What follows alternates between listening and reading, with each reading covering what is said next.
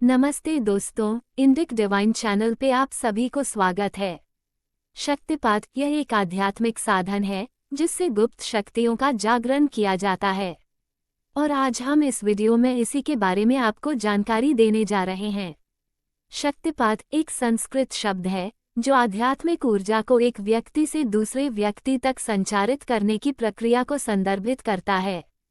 इस ऊर्जा को कई तरीकों से प्रसारित किया जा सकता है, स्पर्श से, मंत्र के माध्यम से, नज़र से, पवित्र शब्द के माध्यम से या विचार के माध्यम से। ये भी कहा जाता है कि इसे किसी वस्तु के माध्यम से भी दूर तक प्रसारित किया जा सकता है। दोस्तों, आप सबने कुंडलिनी जागरण के बारे में तो सुना होगा। योगी बड़ी साधना के साथ शरीर के सभी सातों चक्रों को जागृत करते हैं। कुंडलिनी जागरण किसी भी योगी का आध्यात्मिक लक्ष्य होता है, क्योंकि उसके बाद उसकी शारीरिक और मानसिक ऊर्जा का स्तर इतना उच्च हो जाता है कि उसमें ब्रह्मांड की ऊर्जा से खुद को जोड़ने की क्षमता आ जाती है। उसकी चेतना का स्तर दिव्यता के समान हो जाता है। कुंडलिनी जागरण एक बहुत कठिन और खतरनाक अभ्यास है, इसलिए ये सबके वश की बात नहीं होती। इसे जागृत करने में बहुत समय लगता है। अध्यात्म में कुंडलिनी जागरण की जब भी बात होती है तो एक और प्रक्रिया का वर्णन मिलता है जो कुंडलिनी जागरण की तुलना में बेहद सरल और जल्दी से हो जाने वाली विधि है।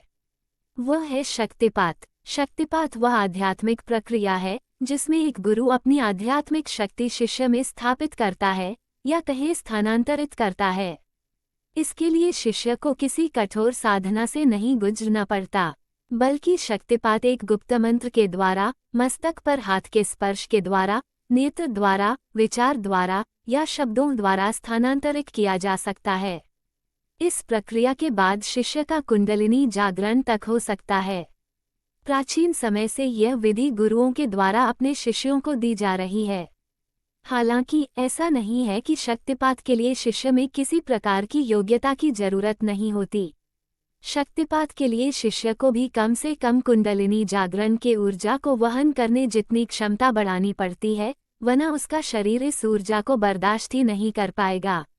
शक्तिपात करते ही शिष्य को इससे शारीरिक हलचल, भावनात्मक अस्थिरता और शारीरिक या मानसिक पीड़ा का अनुभव हो सकता है। अब चलिए जानते हैं शक्तिपात से क्या बदलाव आते हैं। दोस्तों, कुंडलिनी जागृत करना सबके वश की बात नहीं होती। इसलिए पहले के समय में जब किसी शिष्य को कुंडलिनी जागृत करने में कोई बाधा या समस्या आती थी तो गुरु शिष्य को शक्तिपात के जरिए अपनी आध्यात्मिक शक्ति प्रदान करते थे। शक्तिपात में शिष्य को कुंडलिनी शक्ति जागरण का हमेशा के लिए अनुभव नहीं होता, बल्कि यह अनुभव अस्थायी होता है।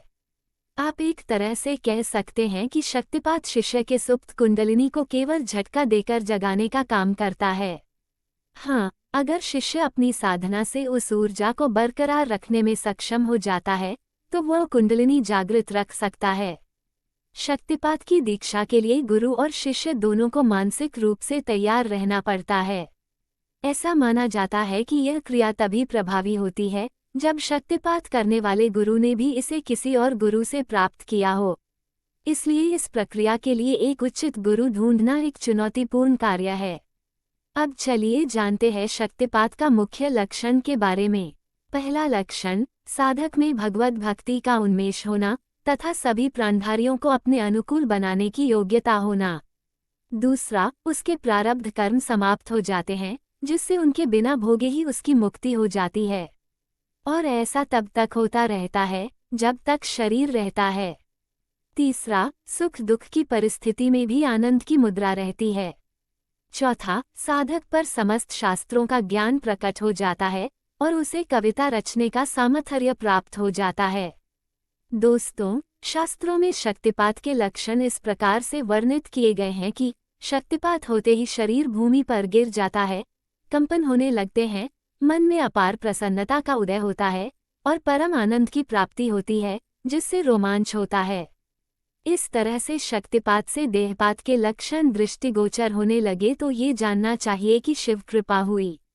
शक्तिपात से देहपात के लक्षण आने पर कृतार्थता का भाव आना चाहिए, क्योंकि इसके बाद फिर जन्म ग्रहण करने की संभावना नहीं रहती। तीव्र शक्तिपात से तो शरीर का नाश होता है, परंतु मध्य तीव्र में ऐसा नहीं होता, उसमें अज्ञान का नाश और ज्ञान का उदय होता है।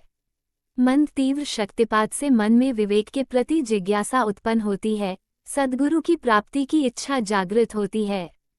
तत्व को जानने की उत्कंठा ही इसका लक्षण है। इच्छा होने पर सद्गुरु की प्राप्ति भी होती है। गुरु की प्राप्ति होने पर जिज्ञासाओं का शमन होता है तथा शिष्य मुक्ति पथ की ओर अग्रसर होता है।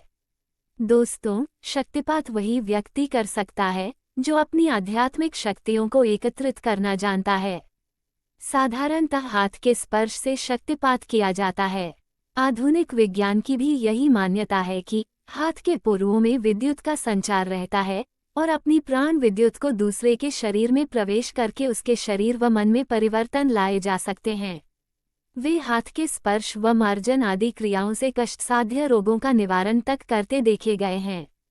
प्राण शक्ति तो सारे शरीर में रहती है, परंतु उसका संचार प्रमुख रूप से हाथों से ही किया जा सकता है।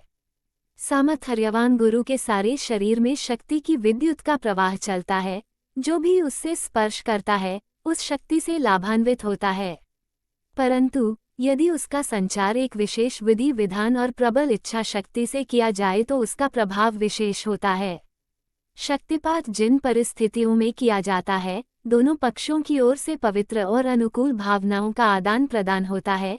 इससे उस प्रक्रिया को और अधिक बल प्राप्त होता है। शक्तिपात में निष्कामता परिलक्षित होती है। शक्तिपात तो उदार हृदय का प्रत्यक्ष प्रमाण है, जिससे गुरु अपनी शक्ति का व्यय करके शिष्य के सामर्थ्य को बढ़ाता है। अपने तप की पूंजी में से खर्च करके शिष्य अपने सामर्थ्य को बढ़ाता है। अपने तप की पूंजी में से खर्च करके शिष्य को देना परमार्थ और निस्वार्थ भावनाओं का परिणाम है। ये परंपरा निरंतर चलती रहती है। जब शिष्य की शक्तियों का पूर्ण विकास हो जाता है तो वह अपने से कम विकसित व्यक्तियों को ऊंचा उठाने का प्रयत्न करता है। वह इसे अपना नैतिक उत्तरदायित्व समझता है। अतः शक्तिपात एक ऐसा वैज्ञानिक और आध्यात्मिक साधन है जिससे गुप्त शक्तियों का जागरण किया जाता है। आज की जानकारी यही तक। वीडियो अगर आपको अच्छी लगी हो तो एक लाइक करके चैनल को सब्सक्राइब कर लीजिए। धन्यवाद।